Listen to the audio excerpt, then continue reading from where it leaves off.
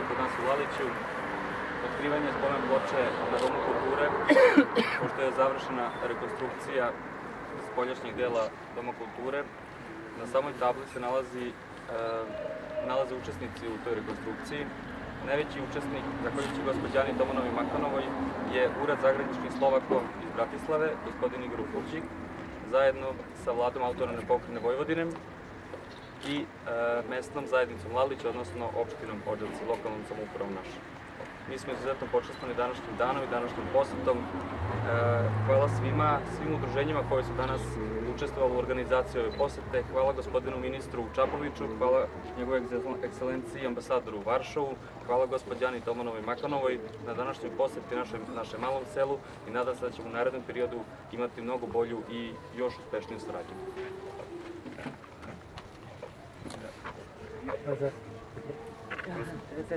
Ja budem hovoriť po slovensky. Teda dovolte, aby som vás pozdravila všetkých v mene Národnostnej rady, v mene Zhromaždenia autonómnej pokrajiny Vojvodiny, vo vlastnom mene.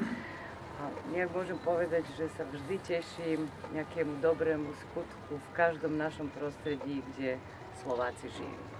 Videli ste, keď sme pred rokmi začali a robili také plány, že čo je potrebné urobiť.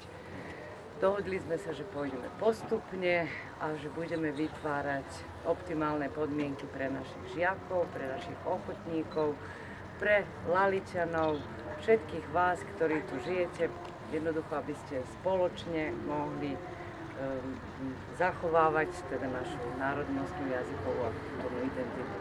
Teším sa, verím, že to budete vedieť oceniť. Ja viem, že nie je koniec, že je potrebné ešte mnoho toho urobiť, ale časy nie sú krajné a jednoducho musíme robiť reálne, racionálne, trpezlivo, samozrejme spoločne.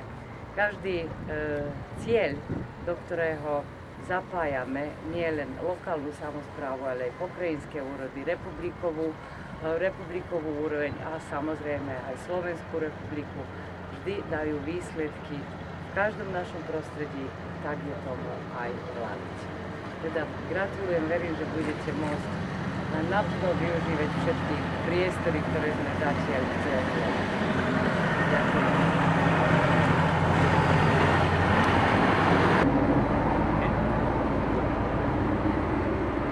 Milí občania, budem taký, som povedal, neformálny.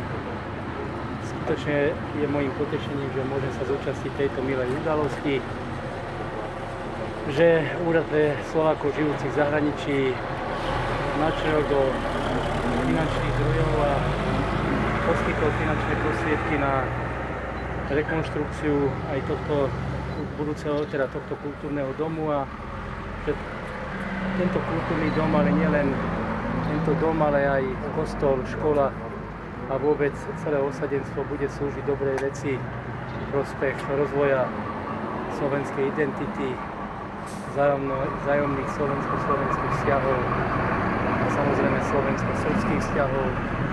Myslím si, že je pre mňa čest, že sa môžem takejto udalosti. Ďakujem za pozvanie a chcem sa spolu s vami tešiť z tohto krásneho skutku. Ďakujem vám pekne.